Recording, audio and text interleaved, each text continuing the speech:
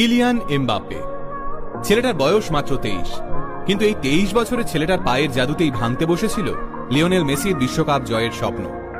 টানা 130 মিনিট ধরে এমবাপ্পে প্রায় একা লড়াই করল।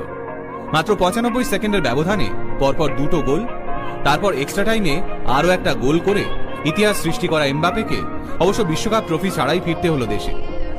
56 বছর পর বিশ্বকাপ ফাইনালে হ্যাট্রিক। কিলিয়ান এমবাপ্পে ছাড়া আর মাত্র একজন প্লেয়ারই 56 বছর আগে এই রেকর্ড করতে পেরেছিলেন। এই মুহূর্তে মারাদোনার উত্তরসূরি বিশ্বকাপ জয়ী মেসিকে নিয়ে ফুটবল বিশ্ব উন্মাদনায় ভাসছে, কিন্তু তারই মাঝে ফ্রান্সের 10 নম্বর জার্সি পরা এমবাপ্পে যেন বুঝিয়ে দিলেন আগামী দিনে বিশ্ব ফুটবলের এক এবং অদ্বিতীয় রাজা তিনি। ফাইনাল ম্যাচ শুরু হওয়ার প্রথম 45 মিনিটেই 2 গোলে এগিয়ে যায় মেসির আর্জেন্টিনা, কিন্তু বিরতির পরে যেন ছন্দে ফিরতে থাকে ফ্রান্স, আর তার সাথে নিজের ছন্দে ছুটতে শুরু করে 23 বছরের এমবাপ্পে।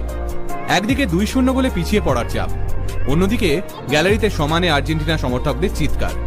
সবাই প্রায় ধরেই নিয়েছিল 90 মিনিটের বাঁশি বাজলেই লিওনেল মেসির হাতে উঠবে এবারে সোনায় মোড়ানো বিশ্বকাপ।